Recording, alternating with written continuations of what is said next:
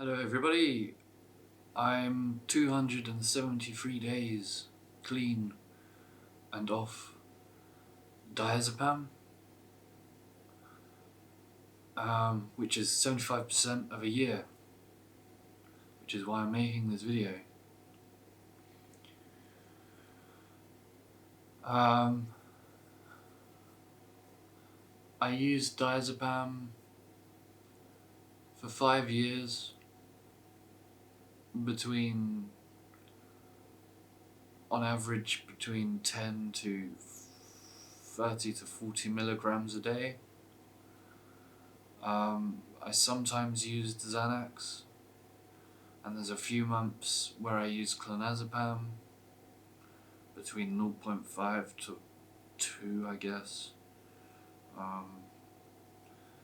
So I was on benzos for like 5 years in total,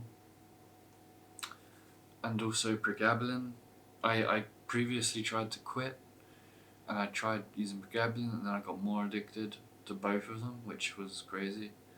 So now I'm 273 days clean from benzos.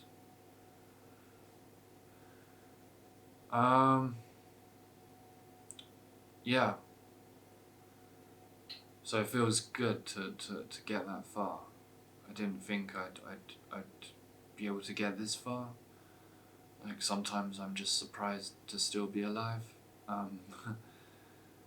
Because in benzo withdrawal, you know, you feel like you're gonna die.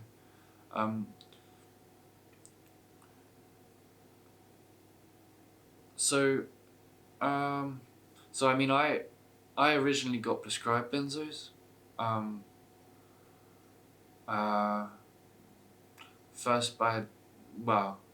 I first ever had it in a dentist appointment, and then I was prescribed it by a doctor. And then after the prescription ran out, I started buying my own, and then sporadic prescriptions mixed with buying your own kind of thing, you know. So that's why I use them, how I use them. I'm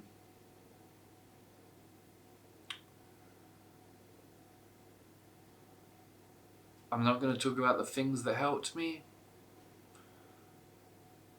for 2 reasons. Number one, there's not enough time in this video to describe everything there is that I've tried.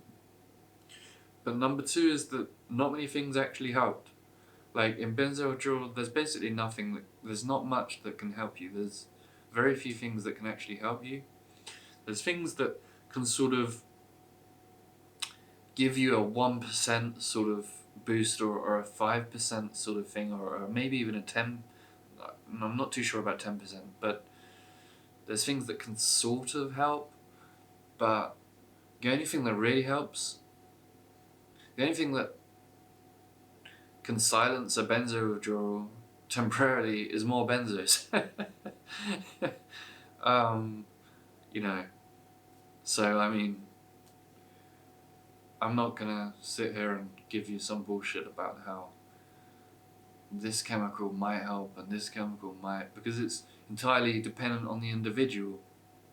Different people react very differently to certain things that you might introduce. For some people, you know, you might suggest something like,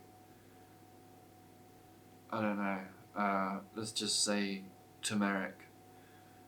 Some people might notice a difference in certain sort of levels of pain and certain levels of inflammation, but other people might not actually have, it might not even scratch the surface, which is the case of,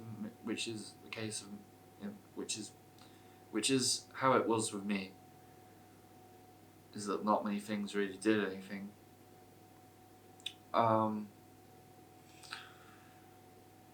My advice for anyone else coming off benzos at an earlier stage of the journey than I am sort of now, is that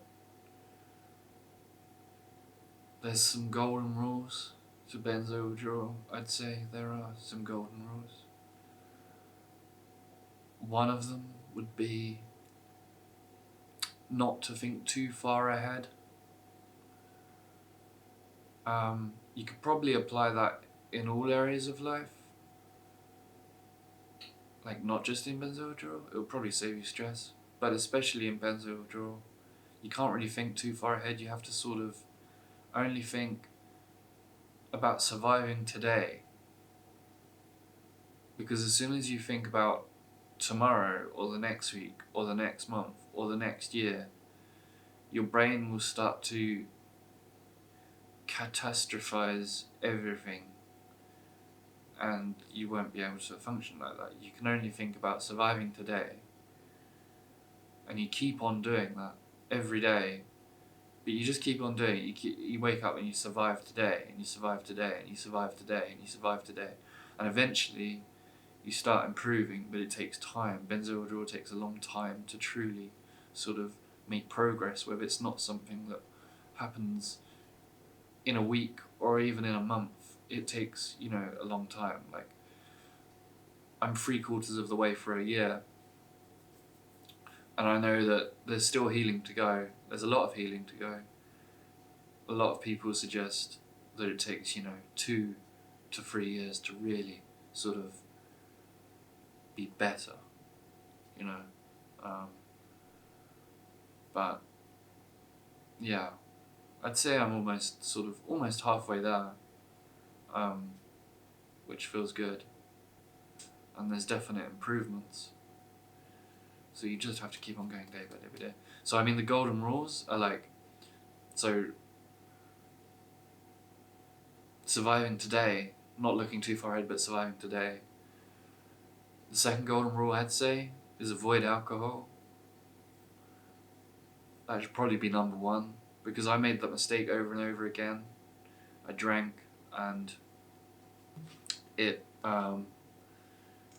didn't help.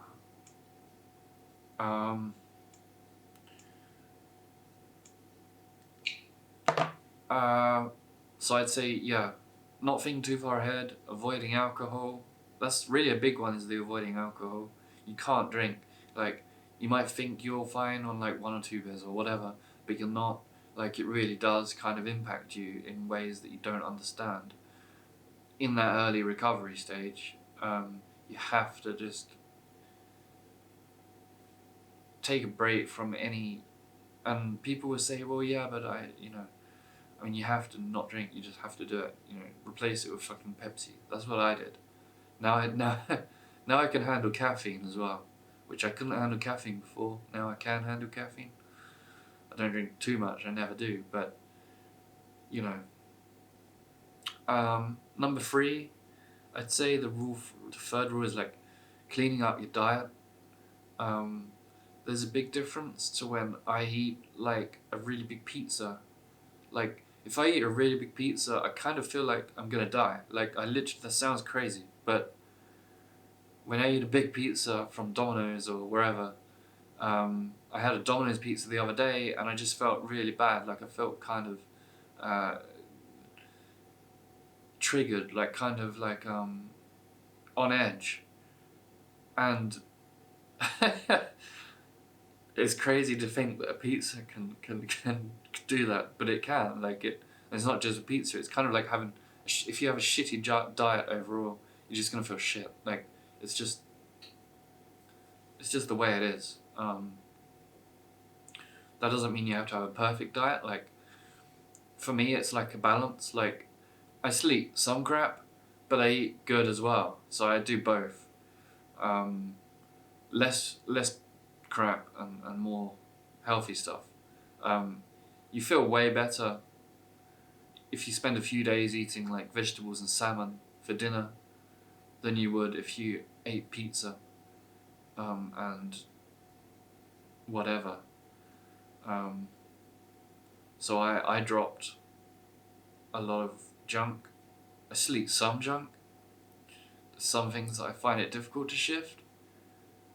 I find it very difficult to not eat biscuits, that's for sure. But I eat a lot better than I did. Like, I eat salads now. I never used to eat salads. I used to eat a lot more meat. I try and eat less, but I still eat a little bit.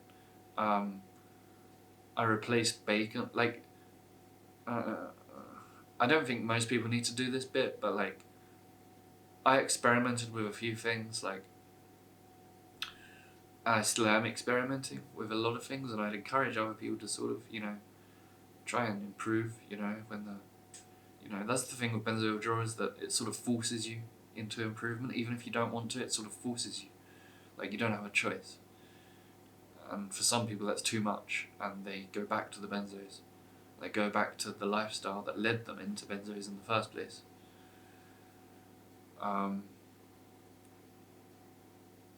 So yeah, the three golden rules, in my opinion, are sort of avoiding alcohol, number one, not thinking too far ahead, and sort of cleaning up your diet and stuff.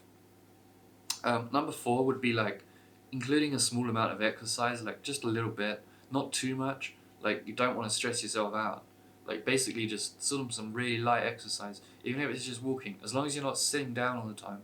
Like, you have to sort of do a little bit, even if you struggle to, just sort of force yourself every now and then to sort of do a little bit. Make sure you're not sort of being completely, withdrawn, which is difficult in recovery. And a little bit of meditation. I try 10 to 15 minutes a day, usually, which I think has helped. So those are the 6 things that I would say,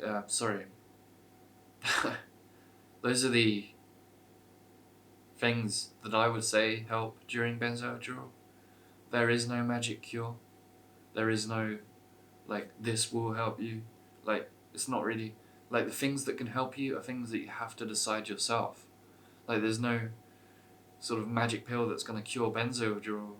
It just doesn't exist. And a lot of people are determined to find something like that.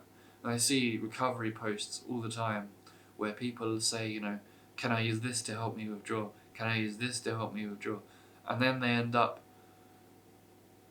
in sometimes a worse state than they were in the first place, and then they need more benzos, and then they end up, and this is the cycle of, like, addiction. That's real addiction, just sort of the cycle of sort of falling down into the trap of needing to balance off the thing you did before to help you, and you're stuck in this vicious cycle. And so to break it, you sort of have to sort of throw everything you can into recovery, into real recovery.